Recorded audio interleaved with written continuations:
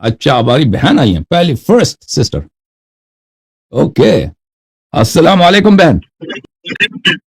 وعلیکم السلام یا علی مدد، کیسے ہیں آپ؟ یا علی مدد. اللہ تعالیٰ کیسا نا آپ کیسے ہیں؟ خیریت سے ہیں انشاءاللہ. سب سے پہلے تو معذرت، پتہ نہیں یہ سوال اوتھینٹک ہے بھی یا نہیں، بٹ یہ آپ مجھے بتائیں گے کہ قرآن پاک کو کیا واش روم میں لے کے جا سکتے ہیں؟ دیکھیں قرآن پاک کی آپ بے حرمتی نہیں کر سکتے، ٹھیک ہے نا. جو چیز بے حرمتی کے زمرے میں آتا ہے اس کو نہیں کر سکتے.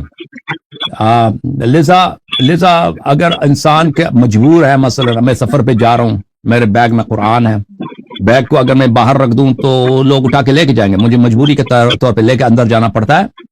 تو اگر وہ یہ معاشرہ اس کو بے حرمتی نہیں کہتا، یہ بے حرمتی نہیں، وہ بیگ میں اندر لے کے جاؤں گا یا میرے جیب میں قرآن مجید ہے. تو یہ اس میں میں نے نہیں دیکھا کس طرح کوئی حرام ہو. ٹھیک ہے نا بہن.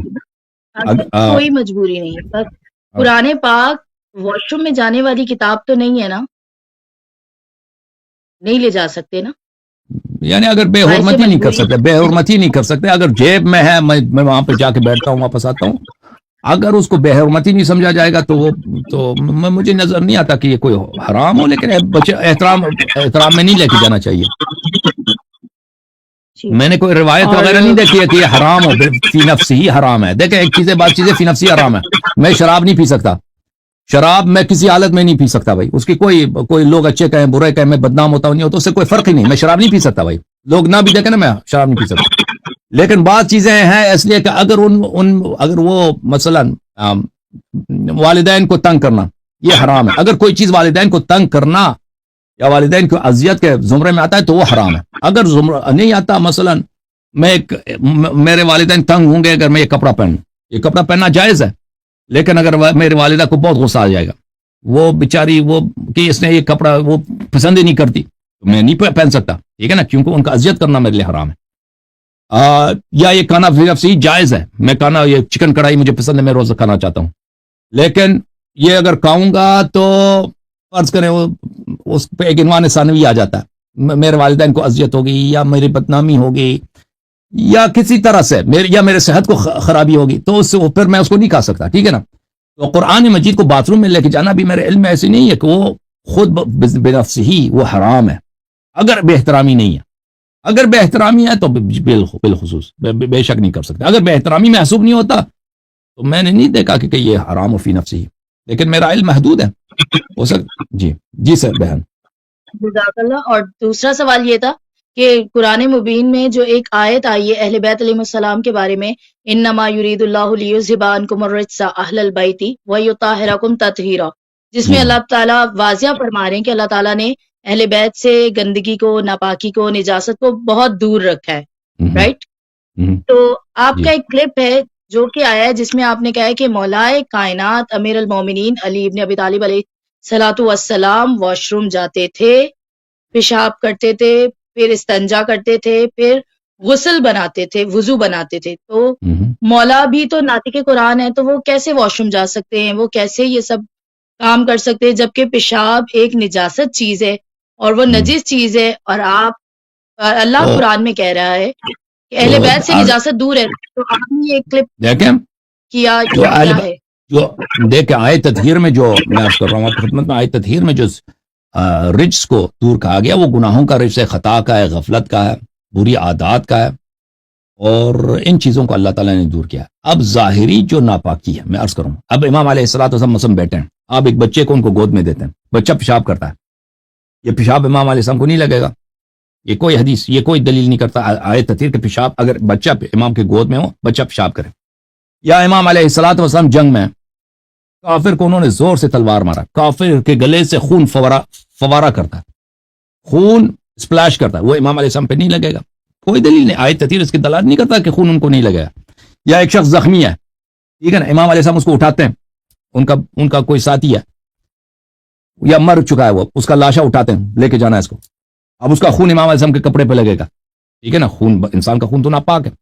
آپ کہہ دو کہ یہ نہیں لگتا، یہ آیت تطہیر اس پہ دلالت نہیں کرتا. پہلی بات یہ ہے کہ ظاہری اس پہ دلالت نہیں کرتا. پھر دیکھیں ائمہ طاہرین علیہ الصلوۃ والسلام یہ کہ یہ قضاء حاجت کرتے تھے، اس میں تو شک ہی نہیں. اس کے روایت شیعہ مخالفین سب نے روایت کیا ائمہ اطہار علیہ السلام نے کبھی ادعا نہیں کیا کہ ہم باتھ روم کا یوز نہیں کرتے، کسی حدیث میں بھی نہیں ہے، احادیث میں بہت زیادہ ہے، وضو بناتے تھے، غسل کرتے تھے، قضاء حاجت کرتے تھے، استنجا کرتے تھے، ٹھیک ہے نا، اور لیکن کسی حدیث میں نہیں کہ ان کا پیشاب نجس ہے.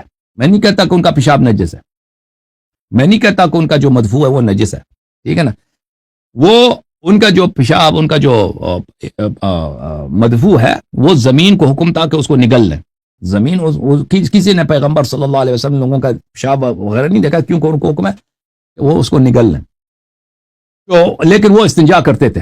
ائمہ طاہرین علیہ السلام رسول اللہ صلی اللہ علیہ وسلم کے متعلق حدیث ہے کہ وہ اپنی پیشاب سے بہت احتیاط کرتے تھے کہ پیشاب کی چینٹیں ان کو نہ پڑیں، ٹھیک ہے نا. تو آیت تطہیر کا اس سے تعلق نہیں. آیت تطہیر کس کو کہتا ہے کہ ائمہ طاہرین علیہ السلام شک رجس ہے، انسان شک کرے، شک نہیں ہے ان میں، انسان نستجیر باللہ بری عادتوں میں مبتلا ہو، خطا میں مبتلا ہو، گناہ میں مبتلا ہو، یہ ان چیزوں کا آیت تطہیر اس کا متعلق ہے. آیت تطہیر اس کا متعلق نہیں ہے کہ امام علیہ الصلوۃ والسلام ادھر بیٹھے ہیں، بھئی اگر ادھر بچہ آ گیا، بچے نے ان کے گود میں پیشاب کیا تو اب پیشاب جو ہے ہوا میں جائے گا، آسمان میں جائے گا، زمین پہ نہیں آئے گا. یہ آیت تطہیر کا اس کا مطلب یہ نہیں ہے. سمجھ میں آئی نا بات آپ کو کہ ہم نے اللہ نے ان کو پاک کیا ہے. یہ جو رجس کی بات ہے شیطانی والے کاموں سے اللہ نے پاک کیا ہے. ظاہری اس کا مطلب یہ نہیں ہے کہ امام علیہ الصلوۃ والسلام باتھ روم نہیں جائیں گے. احادیث میں بہت زیادہ ہے کہ ائمہ طاہرین علیہ الصلوۃ والسلام یوز کرتے تھے، کھانا کھاتے تھے، اس کے بعد سوتے تھے، اور سب کچھ، وضو بناتے تھے، حمام جاتے تھے، سب کچھ. جی سر، جی بہن.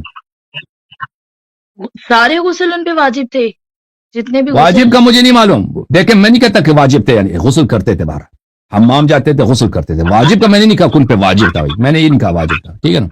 بس وہ غسل کرتے تھے، غسل کرتے تھے، وضو بناتے تھے، پاکیزہ کپڑے پہنتے تھے، کپڑے چینج کرتے تھے. بالکل بالکل بالکل. ایک اور سوال ذاکرین کیا سناتے ہیں آپ کو؟ ائمہ طاہرین علیہ السلام نہیں نہاتے تھے؟ نہیں، ہم نے جہاں تک سنا، بچپن سے سنتے آئے، اب تک سنا مجالس میں اہل ممبر سے کہ ائمہ علیہ الصلوۃ والسلام نور ہیں، اور نور کو کون سا غسل، اور نور پہ کوئی نجاست یا ایسی چیز نہیں ہے. یہ آپ کا ایک نور کلپ ہیں، سنا تھا جو کہ دیکھیں مجھے کافی داغ نور ہیں، لگا بلا تھا. شک اللہ نے ان کو نور سے بنایا ہے، نور سے بنایا ہے، اللہ تعالیٰ نے ان کو نور سے بنایا ہے، لیکن وہ اس دنیا میں انسان کی طرح رہتے تھے. جو انسانی تقاضے ہوتے ہیں نا، انسان بچہ ہوتا ہے، بڑا ہو جاتا ہے، بیمار ہو جاتا ہے، کھانا کھاتا ہے اور قضاء حاجت کرتا ہے. یہ دیکھیں ائمہ طاہرین علیہ السلام اگر کہہ دیتے کسی جگہ، ایک حدیث بھی ہوتی کہ وہ باتھ روم نہیں یوز کرتے،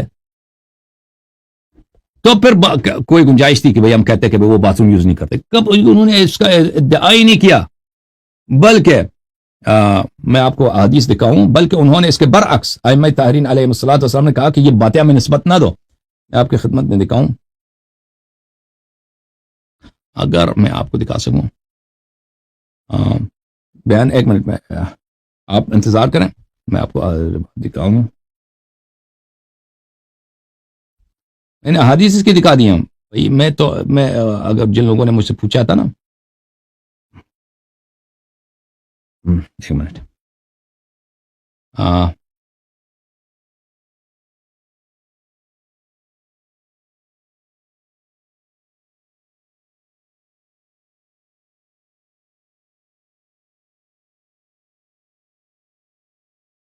چلے آپ بات کریں، میں حدیث کو تب تک ڈھونڈتا ہوں، مجھے مل جائے میں لے کے آؤں گا. آپ بات کریں. تیسرا سوال یہ کہ جناب امیر مختار کے بارے میں آپ نے کہا تھا کہ مختار ثقفی نے جو ایک عمل کیا تھا کہ شہید کربلا میں جتنے شہید ہوئے تھے، یعنی کہ شہزادہ علی اکبر، شہزادہ علی اصغر کے قاتلوں کے سر لا کے دیے تھے مولا سجاد کی بارگاہ میں، تو یہ عمل ان کا اچھا تھا، لیکن ان کے ساتھ آگے کے معاملات ہوں گے، مطلب ان کی کوئی اتنی خاص وہ بلند و بالا شخصیت نہیں ہے، ان شارٹ ایسا آپ نے ایک کلپ میں کہا تھا. تو کیا امیر مختار کا کوئی مقام نہیں ہے اہل بیت کی نظر میں؟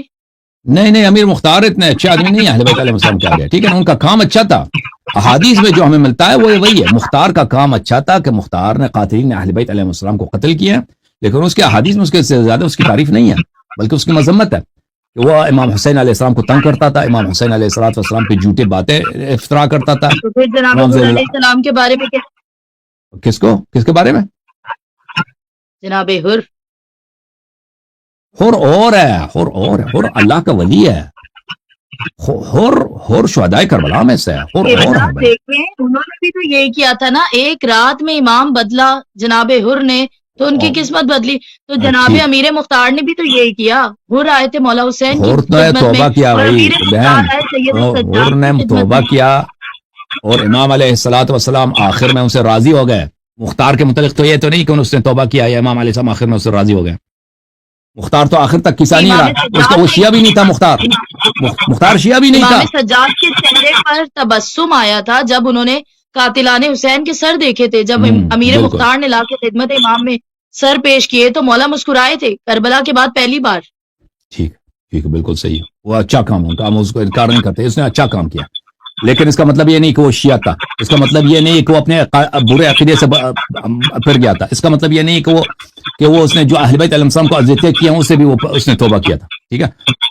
حر تائب ہے، حر اللہ کا ولی ہے، حر کا قیاس مختار سے نہ کرو، حر وہ ہے جس سے امام حسین علیہ السلام راضی ہیں، مختار وہ تو نہیں ہے،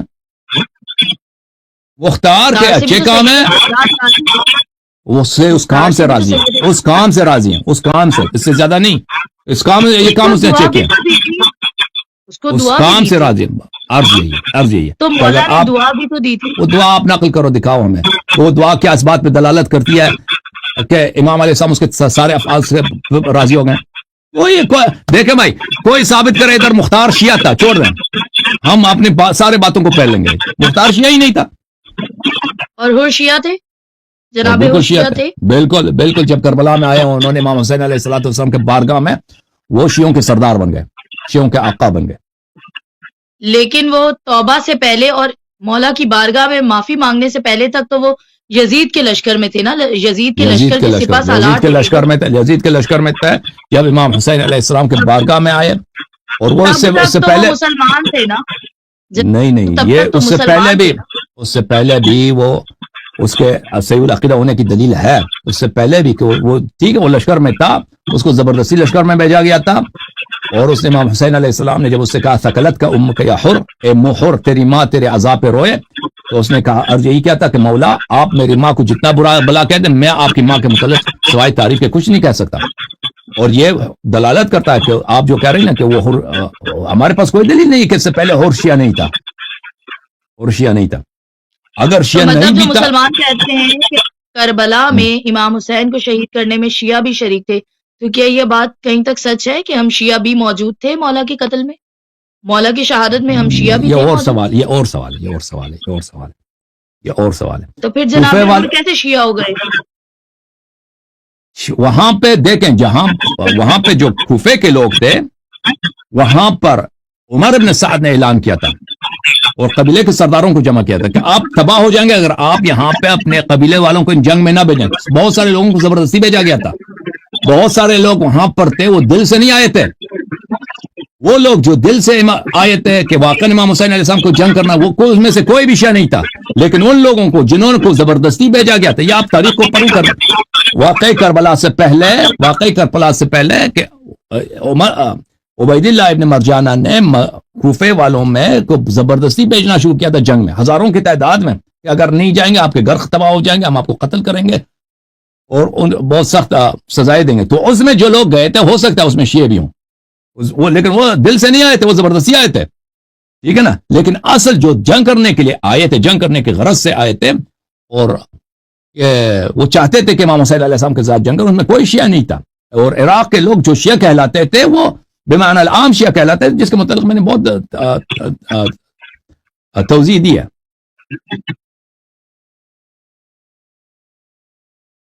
تو آپ کا کہنا ہے کہ امیر مختار جو تھے ان کا کام اچھا تھا، وہ خود اچھے نہیں تھے، ان کا کمپیریزن ہم جناب میں حر نہیں علیہ کہتا السلام بھائی سے آپ اہل بیت علیہ السلام کا حدیث کہتے ہیں، میں نہیں کہتا اہل بیت طاہرین علیہ السلام کی روایات کہتے ہیں، آپ ایک روایت دکھائیں کہ مختار جو ہے اہل بیت علیہ السلام نے مختار کو شیعہ کہا ہو، یا کوئی بھی دلیل لے کہ وہ مختار شیعہ تھا۔ مختار کیسانی تھا، وہ محمد حنفیہ کو امام مانتا تھا، وہ اس کو بھی سچا امام نہیں مانتا تھا، وہ بھی فراڈ کے تھرو اس کو، تاکہ اس کو حکومت ملے کہ یہ امام علی علیہ السلام کا بیٹا ہے، امام حسن امام حسین کے بعد ہمارا امام کون ہے؟ محمد حنفیہ۔ یہ کیسانی تھا، اور یہ اس کے تشیع کی کوئی دلیل نہیں ہے، اوکے اب آپ دلیل لے کے آئیں, اب ایک دلیل لے کے آئیں کہ وہ مختار شیعہ تھا, ختم بات, میں مان لیتا ہوں, ساری باتیں واپس لے لیتا ہوں. صحیح جی. دلیل ایک نہیں ہے, کسی کے پاس نہیں ہے اس کے تشیع کا.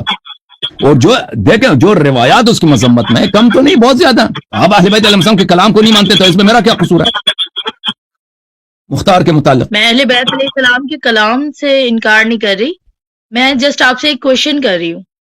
میں آپ کو بتا رہا ہوں کہ اگر مختار دیکھیں, مختار